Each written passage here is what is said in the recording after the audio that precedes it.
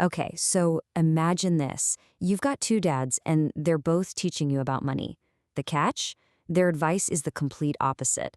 That's the whole idea behind Robert Kiyosaki's Rich Dad, Poor Dad. It's all about a kid getting this incredible, real-world money education that, let's be honest, you're just not going to find in a classroom. So let's dive into these powerful and super conflicting lessons that really defined his financial future. So on one side, you have his poor dad. This was his actual father, a super smart academic with a PhD who followed the traditional path: get great grades, find a safe job.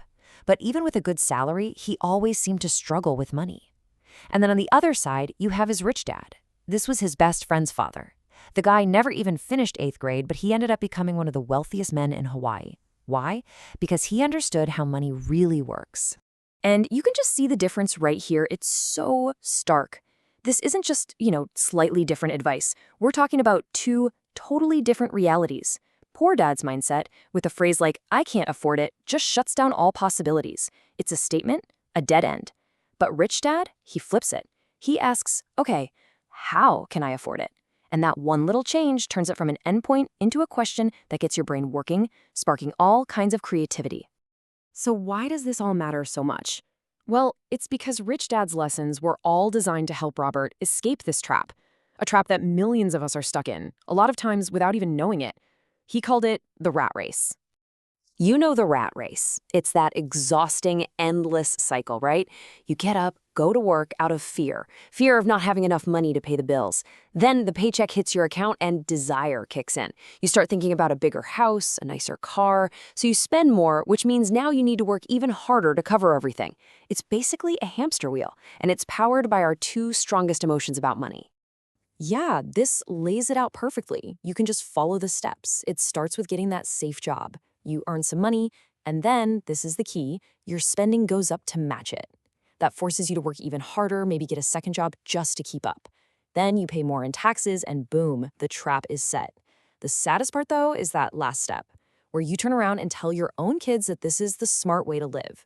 So to break this cycle, Rich Dad didn't just give a lecture. No, he gave a real, hands-on, and honestly, a pretty painful lesson.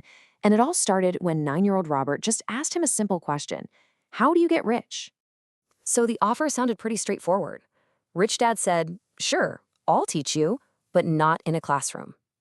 Robert had to come work for him, dusting canned goods in one of his convenience stores for 3 hours every Saturday. And in return, he'd learn the secrets of making money. Seemed like a decent deal, right? Well, here was the catch: the pay. Rich Dad offered him just 10 cents an hour. Now, even back in the 1950s, this was basically nothing. I mean, 3 hours of mind-numbing work for a grand total of 30 cents. So after a few weeks of this, Robert was just furious. He felt totally used, like he was being completely ripped off. He hadn't learned a single thing about getting rich, and he was giving up his Saturdays for less than the price of a comic book. He was so ready to just walk out. But when he finally worked up the nerve to confront Rich Dad and quit, he got an answer he totally didn't expect. Rich Dad told him the lesson had already started. He said life doesn't talk to you, it just pushes you around. That feeling of being angry and frustrated, that was the lesson. That was life pushing him and saying, hey, wake up. So what was life trying to teach him with that big push?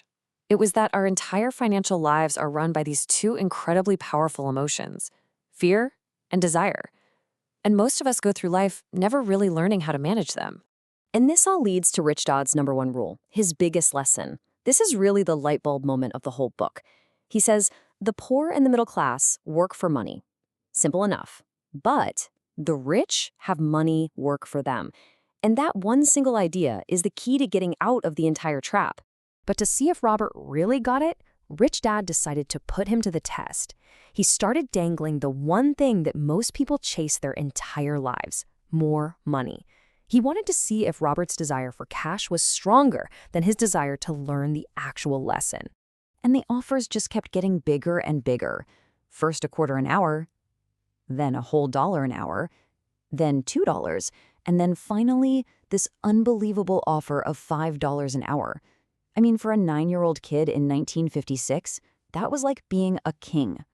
See, Rich Dad explained that this is exactly how the trap works. First, it's the fear of being broke that makes you work hard at a job you might not even like. Then, once you get that paycheck, the desire, or greed as he calls it, kicks in, and you start dreaming about all the cool stuff you can buy. That 1-2 emotional punch is what keeps people stuck, always just chasing that next paycheck. But Robert and his friend, they actually passed the test. They said no to every single offer, no matter how ridiculously high it got. They proved they wanted the lesson more than they wanted the cash. So what was the big reward for all that willpower? Well, Rich Dad's final offer was absolutely nothing. Yep. He tells them, keep working, but from now on, you're working for free. And the reason behind this is just brilliant. See, as long as they were getting paid anything, even just 10 cents, their brains were stuck in employee mode. It was all about the paycheck. By taking that away completely, he forced them to shift gears. They had to stop thinking about how to earn a wage and start using their minds to see opportunities to create money. And this is where it all clicks. That lesson, which seemed so cruel at first, was exactly what they needed.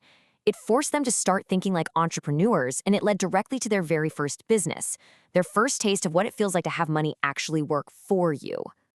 So this was the new problem they had to solve. Their brains were finally turned on.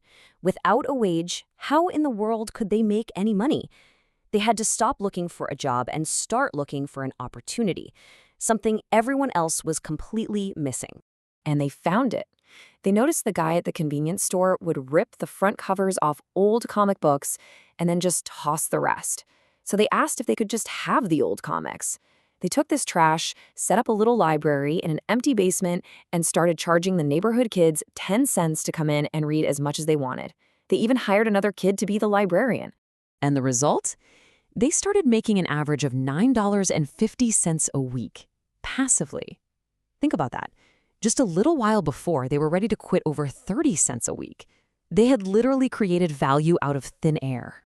And this right here is the heart of the lesson. They had built a system, an asset that made money for them even when they weren't around. It wasn't about trading their time for a few dimes anymore. For the very first time in their lives, their money, or really their idea, was working for them. So the lesson really leaves us with this big, powerful question to think about. Are we just chasing a paycheck because we're afraid?